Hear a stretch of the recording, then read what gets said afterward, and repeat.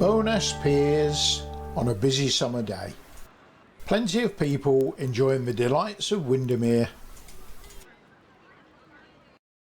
Across the lake from Bowness is Claife Heights, and hidden amongst the trees are a few surprises that those who stay on this side of the lake are totally oblivious of.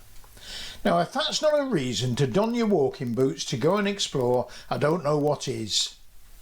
What lays in wait for us is a ruined building that was built for no other purpose than for people to look out of its windows. A wonderfully spooky ghost story, and of course some super Lake District views.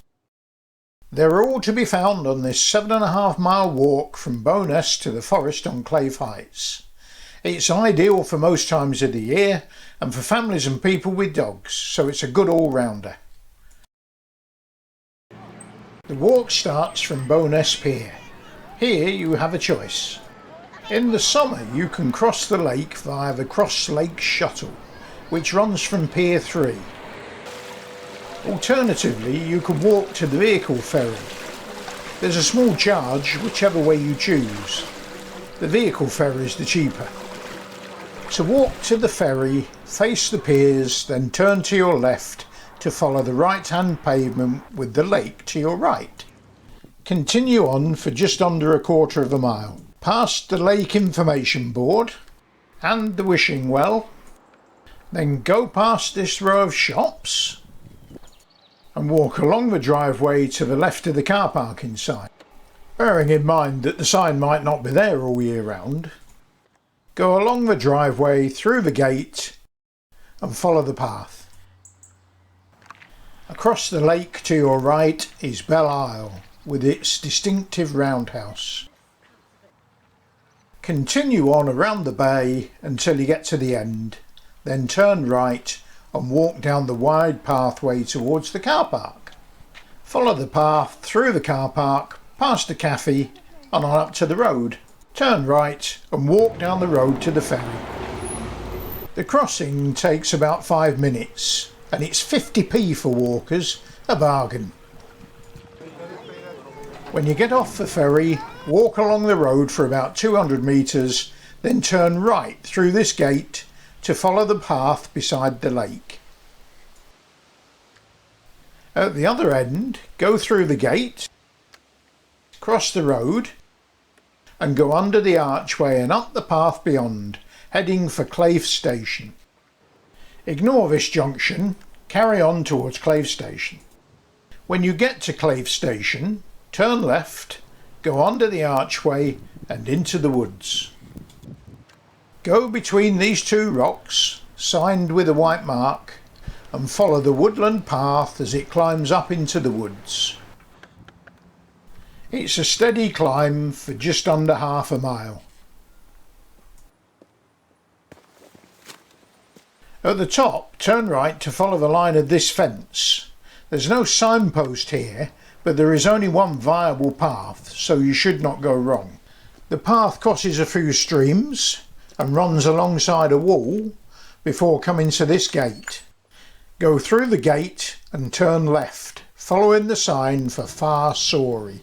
Follow this wide track for just under 1/4 mile to the next junction. Turn right here onto this walled track. You should be able to see the Coniston Fells to your left and the town of Windermere through the trees to the right. Go through this gate and continue along the path.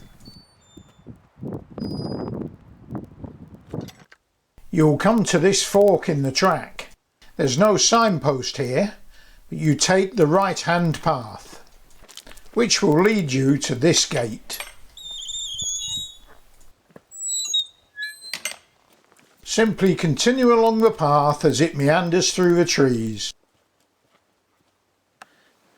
Before long you'll come to a fork in the track.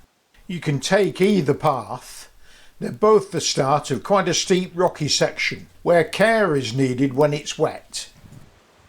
When you get to the top of the slope, look for a gap in the wall to your right.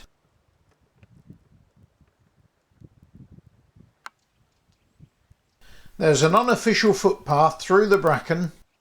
Bear in mind that it's rocky underfoot and there's a steep drop, so you'll need to take care.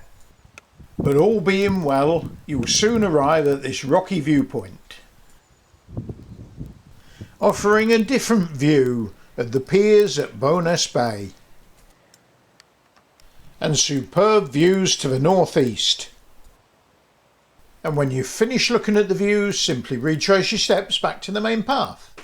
At this signpost, continue straight on, heading for Belgrange. Follow the path back into the woods, and at the next sign, take the right-hand path. You should leave the forest at this gap in the wall. You're now entering the Heald, which is reputably haunted. You can find out more about that by downloading the PDF file by clicking the link at the end of this video, or follow the link to see a longer version of this walk. Simply continue along the track as it meanders through the trees and starts to drop down the slope. You should come out here at this junction with a wider road, turn right and head downhill following the sign for the lakeshore. It's a good path, but it does have a tendency to be slippery when it's wet. At the bottom, turn right onto this wide track, following the sign for the ferry. The track runs through woodland beside the lake until you get to this gate, where there's also this information board. After the gate, the road leaves the trees and there are superb lake views to your left. There's even a little detour where the road goes through a cutting. Go over the cattle grid and just continue along the road until you get to the archway. Then turn left through the gate and follow the lakeshore path. Then when you get to the next gate, turn left to walk down the road back to the ferry. To see a longer video of this walk, with more notes on the history of the things that you see as you go round, as well as the ghost story, click here. Or click here to get a PDF file with a map and instructions. And we hope that you enjoy taking the walk as much as we did.